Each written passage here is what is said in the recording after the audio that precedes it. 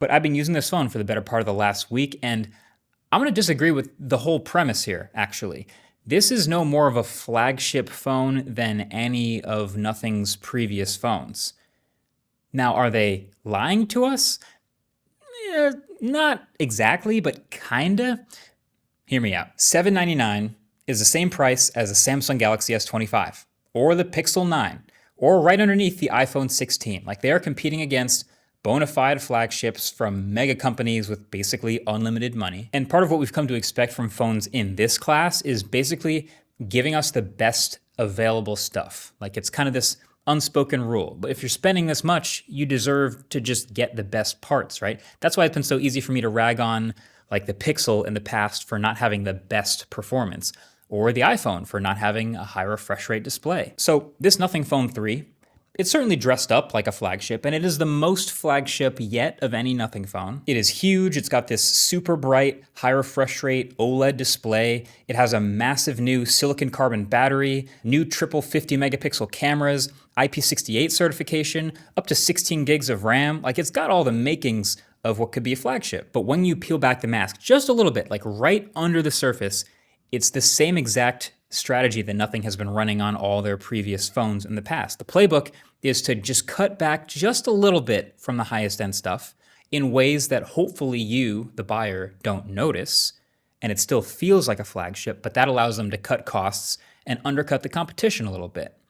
So it works. It's not a bad strategy. It's allowed them to make great phones in the past, but it's just harder to sell that strategy at this price. So for starters, the chip inside, right? It's not the expensive, proven, powerful flagship Snapdragon 8 Elite chip. This is running the Snapdragon 8S Gen 4 instead. It's one of the first phones we've seen using this chip, and to be fair, it is much better than anything we've seen in any previous Nothing phone. It's a 4nm chip. It's something like 40% better CPU and like 90% better GPU than the chip in the 2-year-old Nothing Phone 2. The phone is zippy and smooth as hell basically all the time, and I'll get to the software experience in a second. But is it the best available? Well, technically no. The Snapdragon 8 Elite still smokes this. You can see benchmark scores. It's pretty clear that's still the flagship chip. Now, you as the user might never notice that. In fact, you probably wouldn't if you just use the phone side by side in a lot of random normal activities. But if you happen to get into graphically intensive gaming or the most intense tasks, that's what separates a flagship from an upper mid-range chip. So for some context, some other phones using this chip, the Poco F7 and the iQOO Neo 10. Both of these are sub $500 phones. I also think they were very clever pairing it up with 12 gigs of RAM and 256 gigs of storage base. It's fast RAM, it's UFS 4.0, and then the upgraded version for $899 is 16 gigs of RAM and half a terabyte. Awesome to see that, but there is no 8128 version, and I think if they did make one, that would probably be like $699, but they didn't. Now, when we get to the outside of this phone, there is this, again, huge new AMOLED display. Surely it's a flagship display, right? It's gigantic, 6.67 inches corner to corner with perfectly even bezels all the way around. That takes extra work. It's a gorgeous AMOLED, nice color reproduction, and it's a good amount over 1080p. It's nice and sharp, smooth with that dynamic refresh rate up to 120 hertz, and it gets crazy bright, 1600 nits outdoors, 4,500 nits peak brightness with HDR. So the numbers on paper go crazy, and it's such a nice screen to look at. I've loved using it. So what's the catch, Marquez? Well, one, you would literally never know this unless you check the spec sheet, but the glass protecting the front of this display, it's Gorilla Glass 7i, and that is a mid-range glass in their lineup where you might see flagships using the more durable Gorilla Glass Victus or Victus 2. And normally I wouldn't even bring that up, but that's definitely something to consider on a phone that is meant to spend a lot of its time face down. And then another thing, there are a lot of like really nice subtle things that go into this screen. Like, it has a 1000 hertz touch sample rate, so it's even more responsive than the phone 2. It also has 2160 hertz PWM dimming. It also has a very acceptable optical fingerprint reader down near the bottom, but it's also an LTPS display instead of the most premium LTPO. And all that really means in practice is instead of varying the refresh rate from 1 to 120 hertz, it can go from 30 to 120 hertz. You would never notice, but it does mean a little bit worse power efficiency. I'll tell you what though, it can actually absolutely handle the slightly worse power efficiency because the battery in this phone is elite. It's marketed as a 5150 milliamp hour battery, but according to Nothing, and it gets complicated, but it's actually rated at a 5,500 milliamp hour battery. It's silicon carbon. It charges extra fast at 65 watts. It supports wireless charging, reverse wired charging. It's great. It sips power in standby, and it's genuinely a 2-day phone if you want it to be, even without the more efficient Snapdragon 8 Elite. So honestly, flagship battery for sure. So then, okay, what about the cameras? Triple 50 megapixel cameras feels pretty flagship. And you know what? Again, it is closer to a flagship than any previous nothing phone has ever been. But I've used this now for a little bit. It's still a notch behind the S25s and Pixel 9s and iPhone 16s of the world, the mainstream flagships that I'm comparing this to. This main sensor is the biggest they've ever used, 1 over 1.3 inches. It lets a ton more light in. And I'm shooting with this, and I realize as I'm looking through all the pictures I've taken, for some reason, it's frequently soft. Like even on a perfectly normal shot, the colors will be fine, the exposure will be fine, but the subject of the photo, when I zoom in, it should be in sharp focus, but it's just a little bit off. I think you can blame this a little bit on autofocus, maybe a little bit on tuning for a larger sensor with shallower depth of field. It's definitely capable of good pictures, and it's a little bit wider than you might expect. But yeah, that's a little bit odd. Then the telephoto is 3x, also a tiny bit soft sometimes, but also very useful. It's where your macro shots come from, and you can get some really sick, impressive close-ups. And the ultra wide and the selfie cameras, they are the most consistent and most flagship of them all. But yeah, like I said, the whole camera setup is just one notch behind those things. And you may only notice if you're zooming in and pixel peeping. But again, that's the point. Mostly good enough for most people most of the time.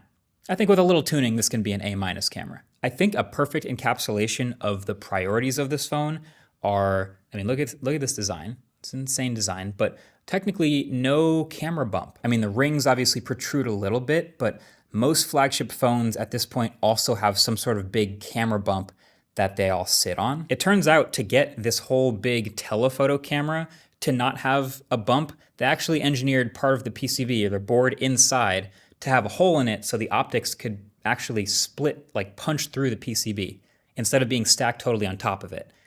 I'm sure we'll see this in like a jerry rig everything teardown video at some point. But yeah, basically mission accomplished. No camera bump. But that also meant they had to use some smaller parts to make it work. And this is actually a physically smaller telephoto than the cheaper Nothing Phone 3A Pro. So spoiler, the design is still the priority of this phone. Always has been. But let's talk about the most controversial bit of this design, which is the glyphs, which made Nothing phones famous for a couple years.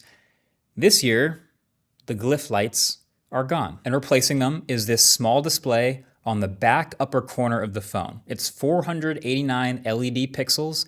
They're calling it Glyph Matrix. On its face, this has some usefulness about it, but then it's also surrounded by gimmicks. Okay, so the basic idea is like your phone is face down and then the lights on the back would light up and you could tell something about what that notification is to decide if you want to actually pick it up and check or not. So if that is all you're after, then okay, success. You know, more pixels means more information. The new Essential Notifications builder is super powerful and informative. It's better than ever before. I can set up a certain icon to come up in the dots whenever I get a certain type of notification or anything from a certain person or from a certain app. Let's say I want to be able to leave my phone face down, but I never want to miss any notifications from mom. Ever. Okay, set that up. No matter what she sends, no matter how she sends it, I will get an icon or a picture from my gallery or something that I can turn into dots and done. Anytime mom calls or texts or whatever, I can't see what they said, but I can see that she sent me something. So that's convenient. That's functional. Outside of that, it immediately starts feeling way more gimmicky. Like, okay, take another look at the back of this phone. You see this little dot here hidden in this design? This little circle is actually a pressure sensitive area. And when you press that, the back display lights up, and then you can use a single press to cycle through these glyph toys, and then a long press to actually engage with them. So you can cycle to a timer and then start a timer on the back of your phone, which doesn't sync up with the actual clock app. So if you turn your phone screen on, the timer disappears, so be careful. You can also use the back display as a viewfinder for your main camera. Kinda. Or you can play spin the bottle. Maybe you're into that. Maybe you and your friends don't have a bottle handy, but you have your nothing phone. Or you can play rock, paper, scissors against your own phone. I think you get the idea. They're fun tech demos, but the utility runs out real quick. Now they have opened up the API, so developers, if they want to, can make more stuff for the back screen. With this phone, I don't really know how many actually will. Like, is Spotify going to make like album art, cover art on the back of the phone here? I don't know. But the Nothing community has already started developing some stuff and messing with it. They've made this one. This is a magic 8-ball. So instead of turning your phone over and asking Google for a magic 8-ball, you can ask the back of your phone and it'll give you a little message.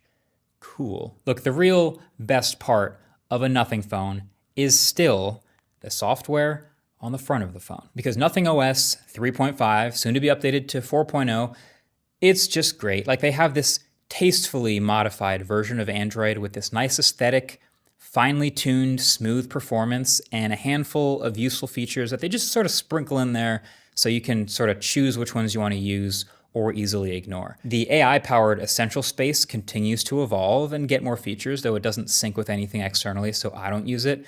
And yes, there's still a custom button for it on the side of the phone, but it's not too in your face. You can ignore it if you don't want to use it. And the little things like being able to resize the quick settings toggles, or the way you can swipe up on the camera app to flip through presets. It's just so clean. It's clean, it's smoothly animated, and the whole OS is responsive in ways that feel higher end than the specs would ever suggest. I think the best new feature on this phone is the universal search box. So you might actually kind of get it confused because there's a permanent Google search box on the bottom of the home screen at all times. Not that search box, but when you pull up the app drawer, that search box. Now, that one searches through your stuff on your phone like usual, or you can ask it a question and hit that AI button and it'll use a modified version of Gemini to go online and pull up a short and sweet answer for you. It's tuned to kind of just be brief and give you answers to stuff. It's nice. And again, you can choose to use it or just never even try. You can just leave it tucked away and you can use it the way you normally do and just search for your apps on your phone. And this is also going to get updates. They're promising 5 years of major software updates. I could do the nitpicky thing and be like, oh, Samsung's doing 7 years and Apple does even more, so it's not quite a flagship, but you've seen how flagships kind of vary all over the board, so I'm giving them flagship credit for the software. So at the end of the day, is the title of this review a little dramatic? Maybe, sure. But flagship, the word flagship is being used here heavily as a marketing term. And so maybe the review title should just been Nothing Phone 3. They did marketing. Whatever. But the point is, it still stands. They're charging $799 for this phone. And there are other really good phones that you can get for that much money. So this phone, just like previous Nothing phones, is the one that you would get if you really care not so much about raw specs, but about good software and a unique design. You don't want another crab. You want lobster. Thanks for watching.